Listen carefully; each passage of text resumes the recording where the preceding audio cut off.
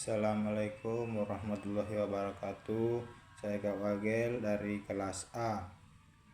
Ingin mempresentasikan tentang kurikulum Indonesia dari masa ke masa. Kedua, pengertian, tujuan, dan ruang lingkup pendidikan jasmani. Ketiga, undang-undang tentang pendidikan jasmani. Pertama, kurikulum di Indonesia telah mengalami beberapa perubahan dari masa ke masa, mulai dari kurikulum 1947 hingga kurikulum Merdeka saat ini. Adapun beberapa kurikulum yang pernah diterapkan di Indonesia sebagai berikut. Pertama, kurikulum tingkat satuan pendidikan (KTPS) 2006. Kurikulum itu diterapkan sejak pemberlakuan Undang-Undang Nomor 20 Tahun 2003 tentang Sistem Pendidikan Nasional yang kemudian dijabarkan dalam Peraturan Pemerintah Nomor 10 Tahun 2003. Kedua, kurikulum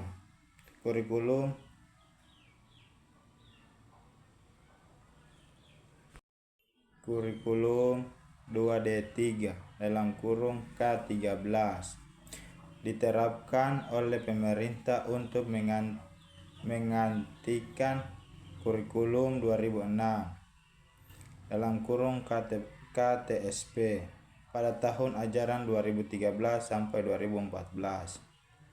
Tepatnya sekitar pertengahan tahun 2013, kurikulum 2013 diterapkan secara terbatas pada sekolah perintis,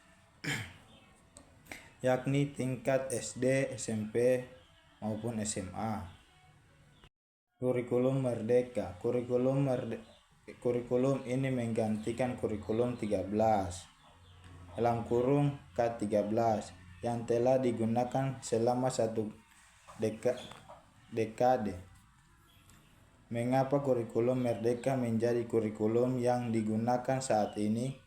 Indonesia saat ini menerapkan kurikulum Merdeka yang menjadi kurikulum nasional. Kurikulum Merdeka dilancarkan oleh Kemendikbudristek pada Februari 2022, meningkat kualitas pembelajaran. Nomor 2, pendidikan jasmani adalah proses pendidikan yang memanfaatkan aktivitas jasmani yang dirancangkan secara sistematis. Tujuannya untuk mengembangkan dan meningkatkan kemampuan peserta didik pada aspek kebugaran jasmani, psikomotor, kognitif, afektif, sosial, dan emosional. Ruang lingkup pendidikan jasmani tidak kalah penting dari pendidikan jasmani juga harus disaingkan dan diajarkan dengan sungguh-sungguh dalam proses belajar mengajar. Berikut beberapa ruang lingkup. Pertama, permainan dan olahraga. Permainan dan olahraga merupakan media pembelajaran yang digunakan dalam pendidikan jasmani. Ada berbagai macam permainan ada berbagai macam dan olahraga yang dapat diarahkan guna melatih jasmani peserta didik. Kedua, aktivitas pengembangan. Aktivitas pengembangan adalah aktivitas yang dilakukan guna mengembangkan jasmani peserta didik secara keseluruhan. Aktivitas ini melengkapi mekanik setiap tubuh. Komponen kebugaran jasmani, postur tubuh.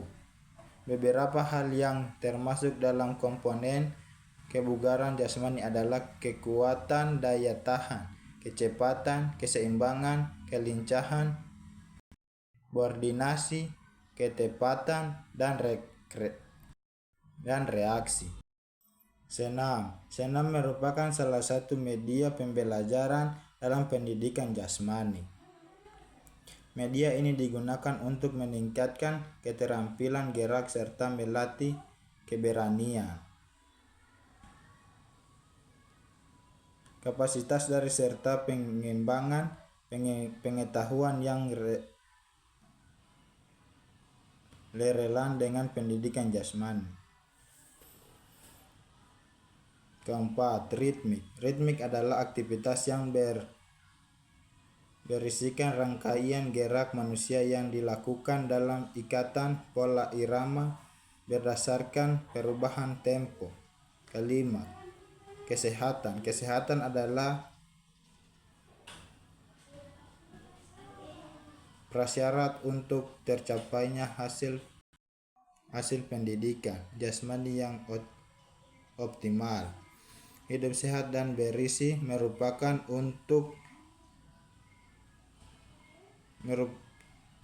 wujud dari pribadi sehat peserta didik.